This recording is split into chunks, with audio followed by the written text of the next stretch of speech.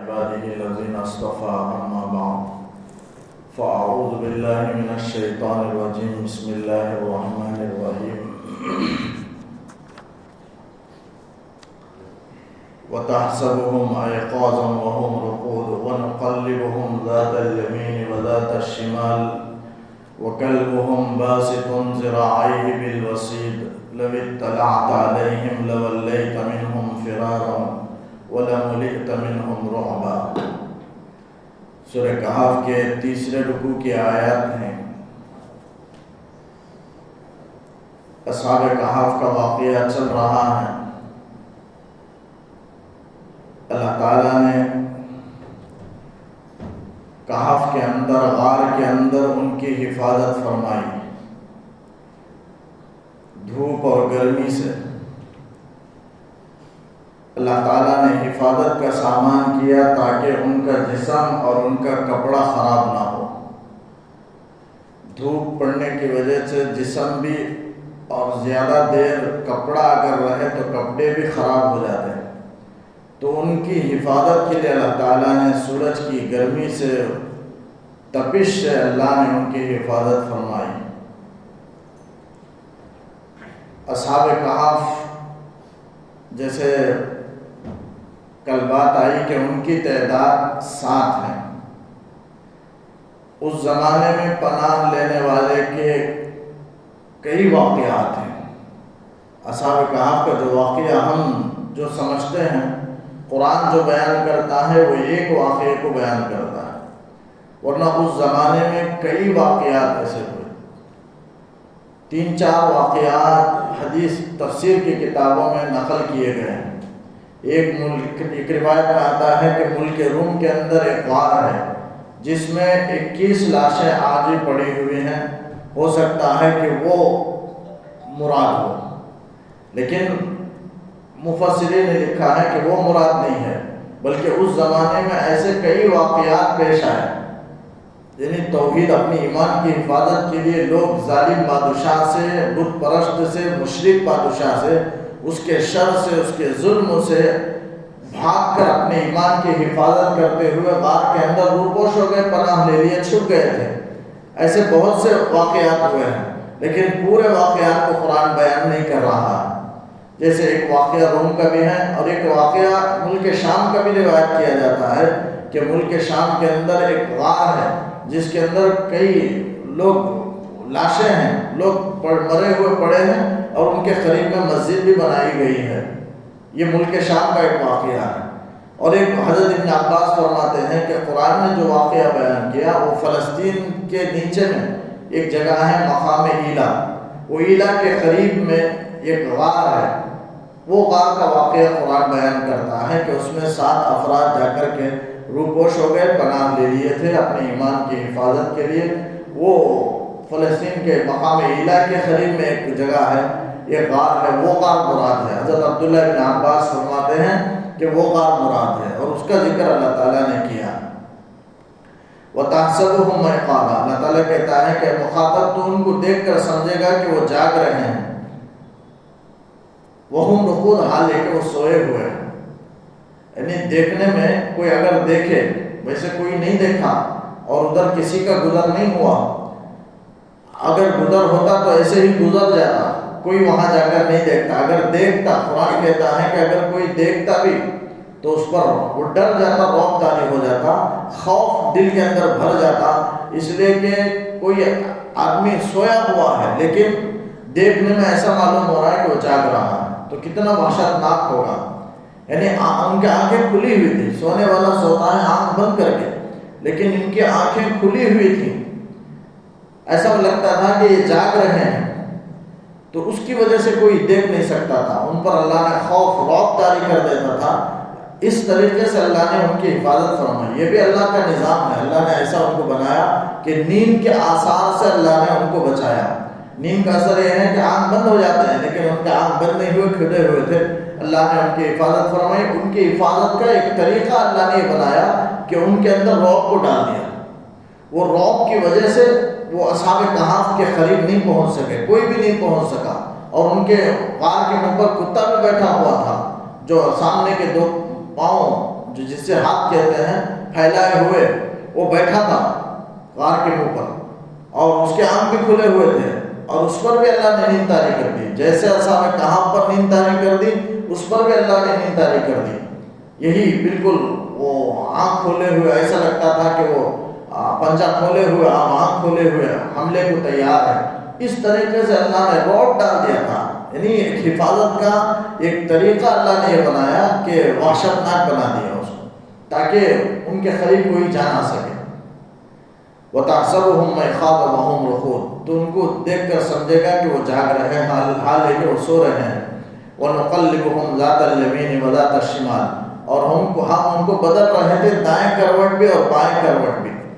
حضرت جبرائیل فرشتے کے ذریعے سے اللہ تعالیٰ نے ہر 6 مہینے میں ان کو کروٹ دلاتا تھا.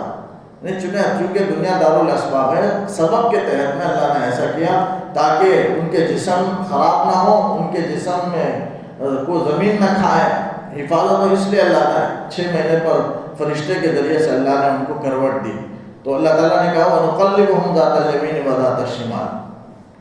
وَكَلْبُهُمْ بَاسِطٌ ذِرَاعَيْهِ بِالْوَسِيدِ، اور ان کا کتا بھی ہاتھ پھیلائے ہوئے، باسطن پھیلائے ہوئے، ذراعیہ اپنے دونوں ہاتھ، بالوسید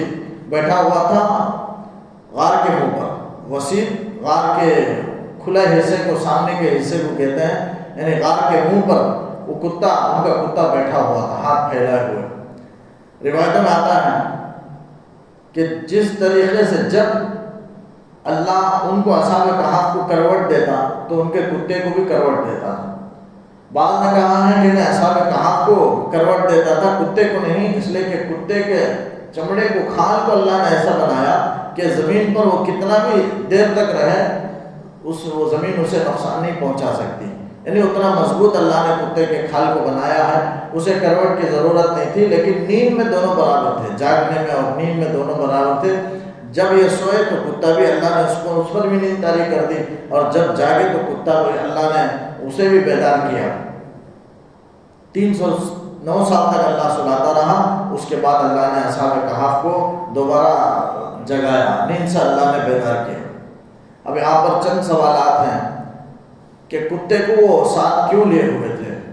ہماری شریعت میں تو کتے کو پالنا منع ہے، جائز نہیں ہے کتے کو پالنا، لیکن اصحاب کہف کے ساتھ کتے کیسے تھے؟ لکھا گیا ہے کہ ان کی شریعت میں ہو سکتا ہے کہ وہ دین مسیحیت پر تھے، اور اس وقت میں دین مسیحیت وہ سچا مذہب تھا، سچا دین تھا اس مخلوق میں،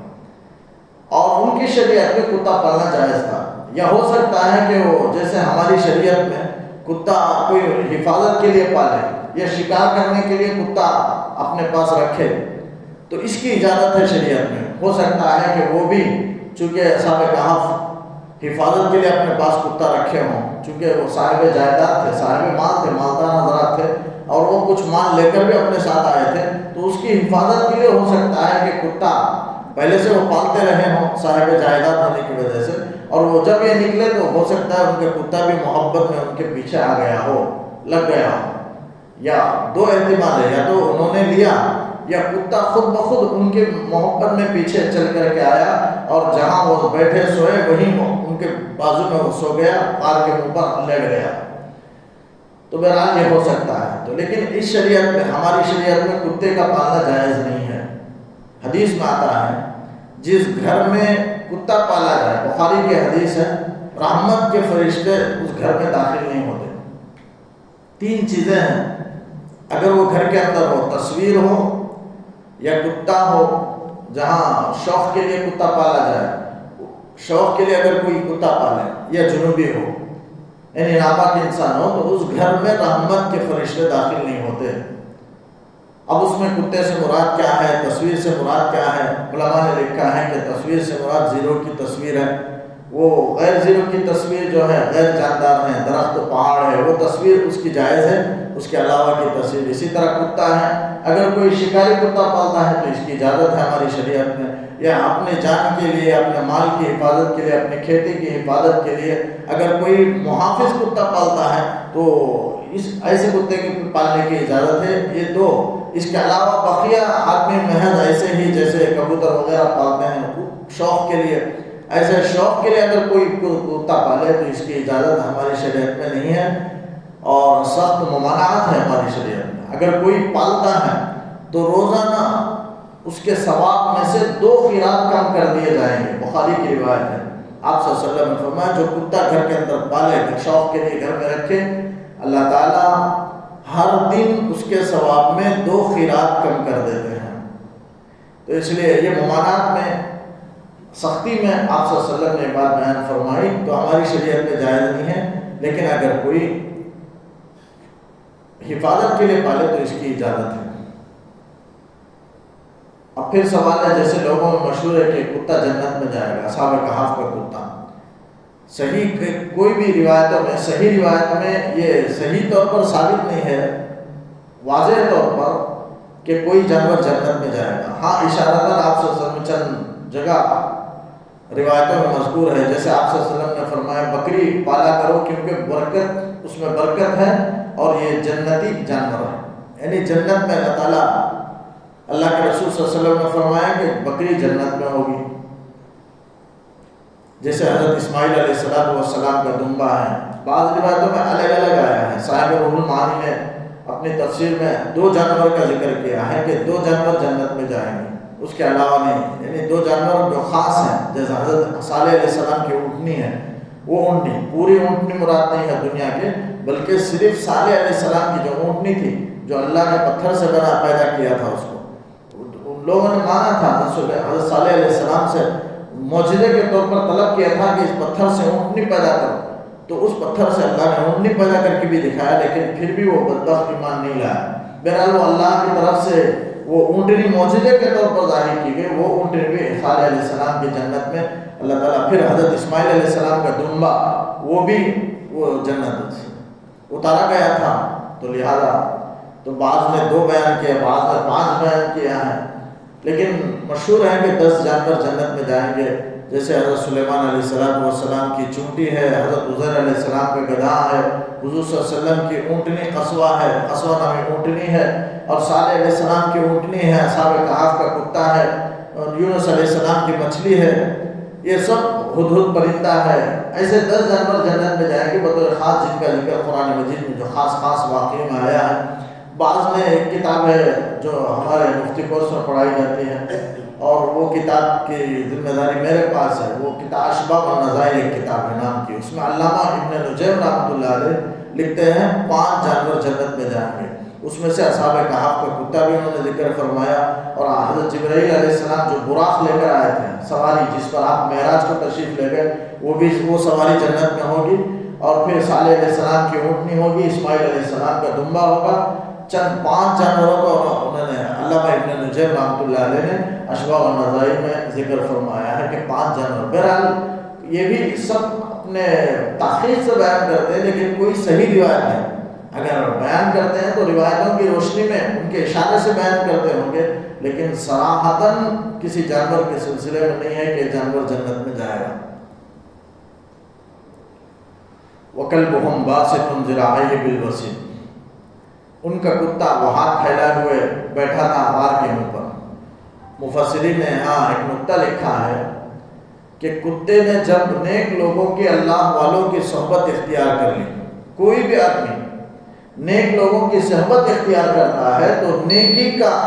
اثر، نیکی کا حصہ وہ ضرور پاتا ہے۔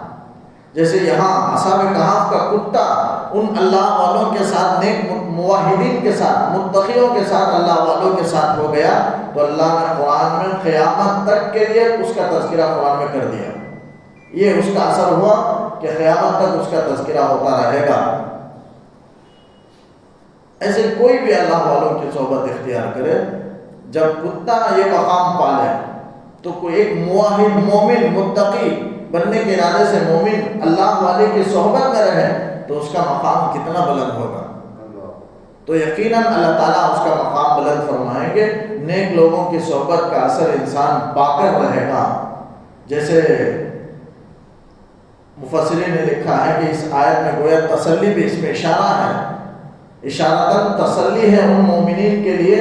جو اعمال میں تو کم ہیں لیکن رسول اللہ صلی اللہ علیہ وسلم سے بے انتہا محبت رکھتے ہیں۔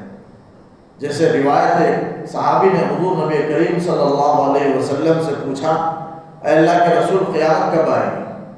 حضور صلی اللہ علیہ وسلم نے پوچھا ایسا معلوم ہوتا ہے کہ تم نے خوب تیاری کر لی ہے، کیا تیار ہو تم اس قیامت کے لیے؟ تو انہوں نے کہا اللہ کے رسول صلی اللہ علیہ وسلم شرمندہ ہو گئے اور خاموش ہو گئے۔ آپ نے پوچھا بتاؤ کیا تیاری تم نے کی ہے؟ تو صحابی نے کہا اللہ رسول میں تو اعمال میں ناقص و کم ہوں، لیکن اتنا تو ہے کہ میں اللہ اور اس کے رسول سے بہت محبت رکھتا ہوں۔ تو حضور صلی اللہ علیہ وسلم نے فرمایا تم اسی کے ساتھ قیامت میں ہوگے جس سے تم کو محبت ہے، یعنی آپ نے فرمایا جس سے محبت ہوگی قیامت میں وہ اسی کے ساتھ ہوگا۔ تو مومنین کے لیے جو رسول اللہ صلی اللہ علیہ وسلم سے بے انتہا محبت رکھتے ہیں ان کے لیے تسلی ہے کہ کل میدان محشر میں آپ صلی اللہ علیہ وسلم کی معیت اور صحبت نصیب ہوگی، بہت بڑی نعمت ہے، بہت بڑی دولت ہے۔ صحابہ فرماتے ہیں یہ حدیث سن کر ہم کو اتنی خوشی ہوئی، حضرت انس فرماتے ہیں کہ مجھے اللہ اور اس کے رسول سے بے انتہا محبت ہے اور میں کل قیامت میں حضور نبی کریم صلی اللہ علیہ وسلم کے ساتھ ہوں گا۔ لَوِ اطَّلَعْتَ عَلَيْهِمْ لَوَلَّيْتَ مِنْهُمْ فِرَارًا، اگر آپ ان پر جھانکیں گے، یعنی اصحاب کہف کو اگر کوئی وہاں قریب جا کر کے جھانک کر دیکھے گا تو لَوَلَّيْتَ مِنْهُمْ فِرَارًا، پیٹ پھیر کر کے وہ بھاگ نکلے گا، الٹے پاؤں پھر کر بھاگ جائے گا۔ وَلَمُلِئْتَ مِنْهُمْ رُعْبًا، اور اس پر رعب طاری ہو جائے گا، خوف اس کے دل میں غالب آ جائے گا، دہشت غالب آ جائے گی۔ یعنی اللہ نے ان کی حفاظت دہشت کے ذریعے سے کی، جیسے آپ سے رعب ڈال دیا۔ آپ صلی اللہ علیہ وسلم نے فرمایا رعب سے میری مدد کی گئی، وَنُصِرْتُ بِالرُّعْبِ، آپ صلی اللہ علیہ وسلم کا بھی رعب ایسا تھا کہ دشمن 1 مہینے کی مسافت سے کانپتا تھا۔ آپ صلی اللہ علیہ وسلم کا نام سن کر کہ آپ جہاد کے لیے آ رہے ہیں، آپ صلی اللہ علیہ وسلم یہ سن کر دشمن کانپتے تھے۔ 1 مہینے کی مسافت سے پہلے اتنی دوری پر اللہ تعالیٰ نے آپ پر یہ رعب ڈال دیا تھا۔ رعب کے ذریعے سے نیک لوگوں کی، انبیاء کی اللہ نے مدد کی ہے، تو یہ بھی اولیاء کی مدد اللہ نے رعب ڈال کر کی، ایسا ان کے جسم میں ایسا رعب ڈال دیا کہ کوئی دیکھ نہیں سکتا تھا، دیکھ کر ڈر جاتا تھا۔ جیسے اولیاء سے لوگ قریب ہوتے ہیں تو ڈرتے ہیں، اولیاء سے، صلحاء سے، نیک لوگوں سے قریب ہونے، ان سے بات چیت گفتگو کے لیے آدمی ڈرتے ہیں، تو کیا ہے وہی ان کا رعب ہے،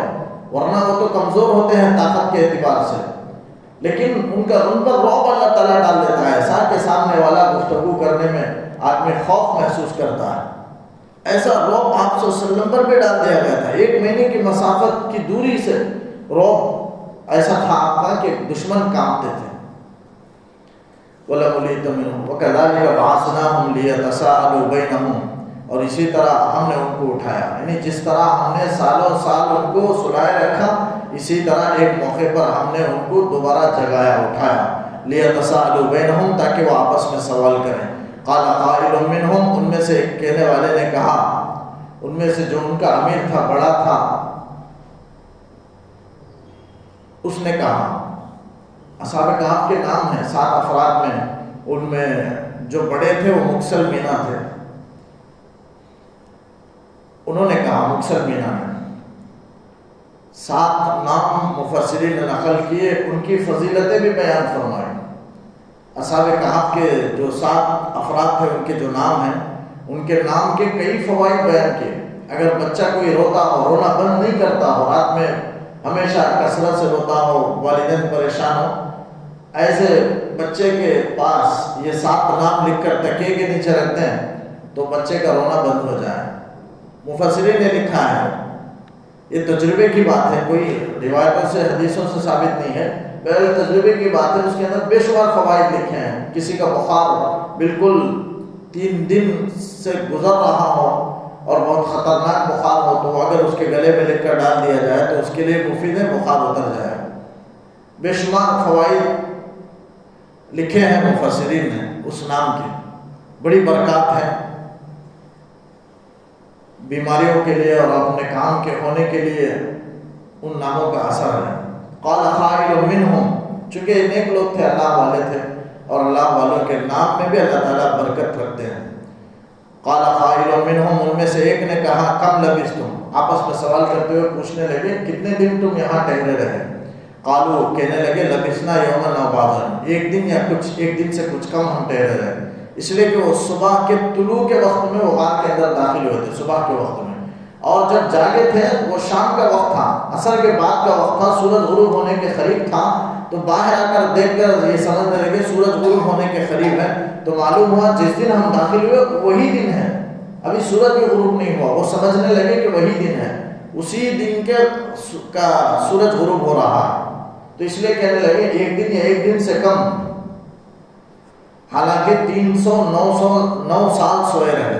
اللہ نے 309 سال سلائے رکھا،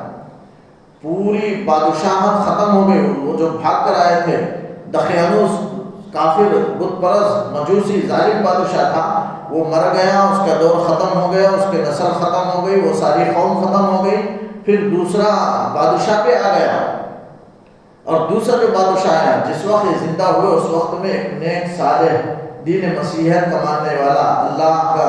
توحید پر یقین رکھنے والا، نیک صالح فرما بردار متقی بادشاہ تھا، مسلمان بادشاہ تھا، جب یہ اس کا نام لکھتے ہیں مسلمان بادشاہ کا بیدوسیس، اس سے پہلے جو بادشاہ تھا وہ دقیانوس تھا کافر بادشاہ، لیکن مسلمان بادشاہ جب یہ زندہ ہوئے 309 سال کے بعد، اور وہاں مسلمانوں کی آبادی ہو گئی، پورے مسلمان ہو چکے تھے، بادشاہ مسلمان تھا، اس کا نام لکھا گیا بیدوسیس، وہ صالح بادشاہ تھا، تو قالو لبثنا، آپس میں ان کے اختلاف ہو گیا کتنے دن ٹھہرے رہے ہیں، تو انہوں نے کہا ایک دن یا ایک دن سے کم، تو قالو ان میں سے وہ کہنے لگے آپس میں کہ ربکم اعلم بما لبثتم، تمہارا رب بہتر جانتا ہے کہ تم کتنے ٹھہرے رہے، کتنے دن ٹھہرے رہے، یعنی اس فضول بحث کو چھوڑو، کام کی بات کرو، بھوک لگی ہے کھانے کے لیے کچھ لے کر کے آؤ، لہذا ہمارے پاس جو چاندی کا سکہ ہے وہ دے کر کے بھیجو، ہم میں سے کسی ایک کو جا کر کے وہ کھانا لے کر کے آئیں، چنانچہ قرآن اس کا ذکر کرتا ہے کہ ربکم اعلم بما لبثتم، تمہارا رب بہتر جانتا ہے تم کتنا ٹھہرے رہے، ایک کہنے لگا اس میں سے کہ فبعثوا احدکم بورقکم، اب وہ کام کی بات کرو، تم میں سے ایک کو بھیجو بورقکم، ورق کہتے ہیں چاندی کے سکے کو، چاندی کے سکے کو دے کر کے بھیجو، ہادی اس سکے کو المدینہ شہر کی طرف، اس زمانے میں قریب میں ایک شہر تھا، غار جس غار میں پناہ لیے تھے اس کے قریب میں ایک شہر تھا، وہ شہر یہاں مراد ہے، آج کے زمانے میں اس شہر کا نام ترسوس لکھا گیا ہے، وہ شہر یہاں مراد ہے، وہاں جا کر کھانا لے کر آنے کا ایک کو حکم دیا گیا، تو اسی کو کہا گیا فبعثوا احدکم بورقکم، یہاں مفسرین نے لکھا ہے انہوں نے نکلتے ہوئے کچھ چاندی کے سکے، کچھ پیسے اس زمانے میں جو چلتے تھے اپنے پاس لے کر نکلے، تو اپنے پاس پیسے رکھنا یہ توکل کے خلاف نہیں ہے، یا کہیں جاتے ہوئے نکلتے ہوئے پیسے کا انتظام کر کے جانا یہ توکل کے خلاف نہیں ہے، توکل کے منافی نہیں ہے، یعنی ایسا نہیں ہے کہ یہ اللہ پر توکل کے خلاف ہے، ایسا نہیں ہے، بلکہ دنیا دارالاسباب ہے، توکل کرتے ہوئے سبب کو بھی اختیار کرنا چاہیے اور پیسے لے کر جانا چاہیے، حج کو چلے گئے کچھ بھی ساتھ لے کر نہیں گئے، اللہ پر توکل کر کے چلے گئے،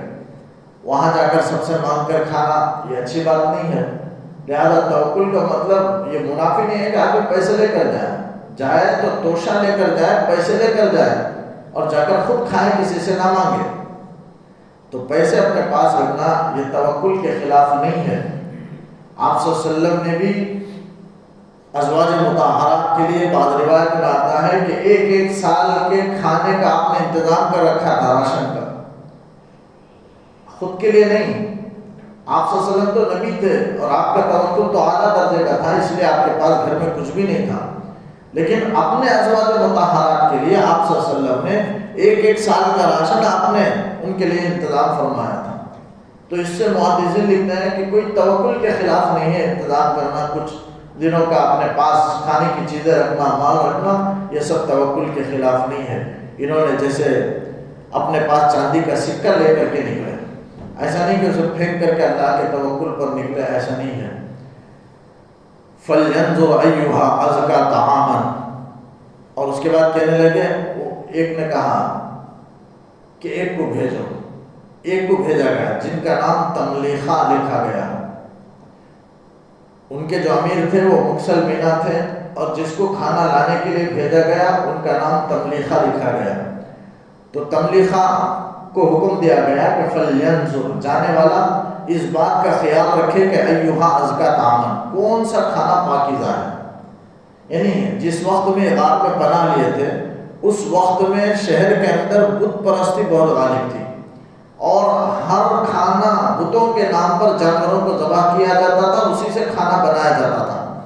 تو اس لیے یہ کہہ رہے ہیں کہ بتوں کا بت پرستی کا غلبہ ہے، بتوں کے نام پر جانوروں کو ذبح کیا جا رہا ہے، اور اسی کھانے کا ہوٹلوں میں اسی کا نظم ہے، لہذا کھانا لینے والا وہ اس بات کا خیال رکھے کہ وہ حرام غذا نہ لے آئے بلکہ تحقیق کر کے پاکیزہ کھانا لے کر کے آئے۔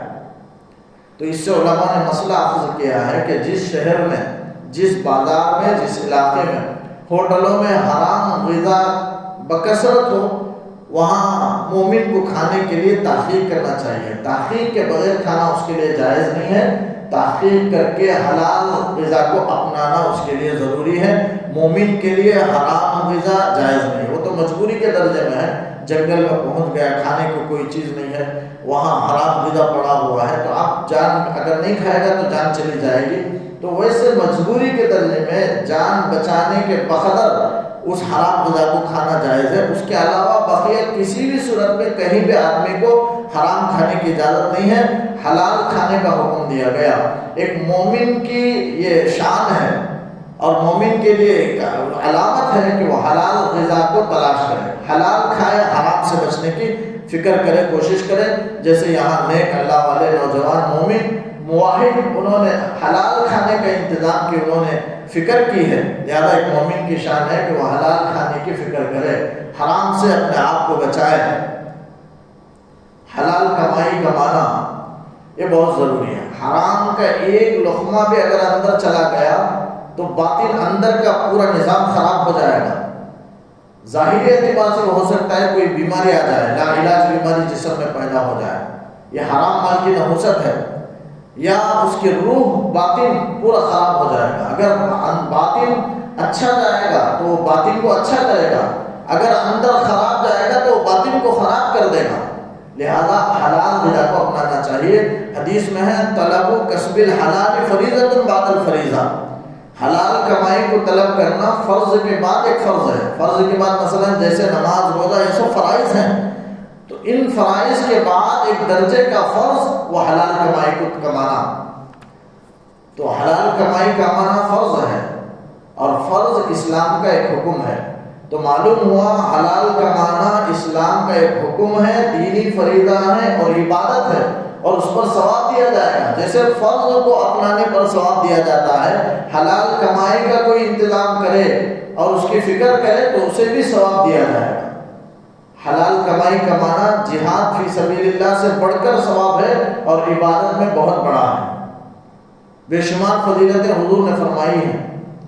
بہترین عبادت فرمایا، جیسے مشہور ہے مانگنا ذلت ہے، دینا عزت ہے، حلال کمائی کمانا بہترین عبادت ہے، لہذا حلال کمائی کی فکر کرنا چاہیے۔ اگر کوئی حرام غذا بغیر کسی فکر کے کھاتا ہے دعائیں قبول نہیں ہوگی۔ دعا قبول ہونے کے لیے حلال کھانا شرط ہے۔ ایک مرتبہ ایک صحابی سعد بن ابی وقاص رضی اللہ عنہ حضور نبی کریم صلی اللہ علیہ وسلم کی خدمت میں حاضر ہوئے اور کہنے لگے اللہ کے رسول میں مستجاب الدعا بن جاؤں، آپ اس کے لیے مجھے کوئی وظیفہ بتائیں، کوئی وصیت کریں، میری دعا قبول ہو، میں جو بھی دعا کروں میری دعا قبول ہو جائے۔ تو حضور نبی کریم صلی اللہ علیہ وسلم نے فرمایا تم حلال کھاؤ، پاکیزہ کھانا کھاؤ، اس کی عادت ڈال لو، تم مستجاب الدعا بن جاؤ گے۔ مستجاب الدعا کہتے ہیں ایسے شخص کو جس کی ہر دعا قبول کر لی جاتی ہے، مانگتا ہے تو وہ قبول کر لی جاتی ہے، ایسے کو مستجاب الدعوات کہتے ہیں، دعاؤں کا قبول کیا جانے والا شخص۔ اس کے لیے ضروری ہے کہ آدمی حلال کھائے۔ مومنوں کو حکم ہے کلو من طیبات ما رزقناکم حلالا طیبا مما رزقکم اللہ حلالا طیبا، حلال اور پاکیزہ کھانے کا حکم۔ حلال کسے کہتے ہیں؟ ایسے رزق کو کہتے ہیں جو جس کے کھانے میں شریعت نے منع نہ کی ہو، جس کے کھانے میں شریعت میں ممانعت نہ ہو۔ ایسے کھانے کو حلال کہتے ہیں، اور طیب ایسے کھانے کو کہتے ہیں جس میں دوسرے کا حق ملا ہوا نہ ہو، بھائی کا حق ملا ہوا نہ ہو، بہن کا حق ملا ہوا نہ ہو، چھوٹا بھائی کا حق ملا ہوا نہ ہو، دوسرے کے حق تلفی کر کے آدمی کھا رہا ہو، یہ مال طیب نہیں ہے۔ طیب وہ مال ہے جس میں دوسرے کا حق ملا ہوا نہ ہو۔ ایسے حلال مال اور طیب مال کھانے کا مومن کو حکم ہے۔ بہرحال حلال کی بہت ساری فضیلتیں ہیں، وہ تو بیان کا موقع ہے۔ فَلْيَنْظُرْ أَيُّهَا أَزْكَىٰ طَعَامًا، تو جانے والا، کھانا لانے والا اس بات کا خیال رکھے کہ کون سا کھانا وہ پاکیزہ ہے، لہذا وہ پاکیزہ کھانا لے کر کے آئے۔ فَلْيَأْتِكُمْ بِرِزْقٍ مِّنْهُ، اس سے وہ راشن لے کر کے آئے، تمہارے پاس کھانے کی چیز لے کر کے آئے۔ وَلْيَتَلَطَّفْ، اور جانے والا پوری بیدار مغزی کا لحاظ رکھے، ہوشیاری سے کام لے، باریک بینی سے کام لے، یعنی ایسا نہ ہو کہ جا کر دے دیا، کوئی ایسا کام کر دیا، ساتھیوں سے نرمی کا معاملہ کیے بغیر کسی سے جھگڑ لیا، کہیں جلدی کر لیا تو کسی سے جھگڑا ہو گیا تو پھر بادشاہ کے دربار میں پہنچائے جائیں گے اور پورا ہم پکڑے جائیں گے اور پھر بادشاہ ہم کو قتل کر دے گا اور یہ ہمارا دین بت پرستی کی طرف لوٹا دے گا۔ لہذا کہیں ایسا نہ ہو، پوری بیدار مغزی سے کام لے۔ وَلْيَتَلَطَّفْ، نرمی کے ساتھ، بیدار مغزی کے ساتھ، پوری ہوشیاری کے ساتھ جائے،